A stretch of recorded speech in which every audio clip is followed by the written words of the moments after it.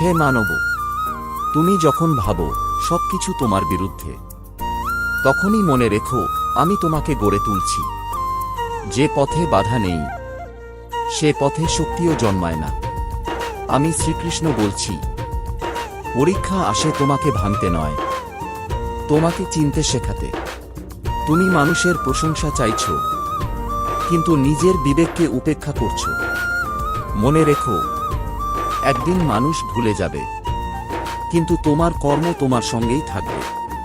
কর্ম করো সত্তার সঙ্গে, সাহস রাখো নীরবতার মধ্যে।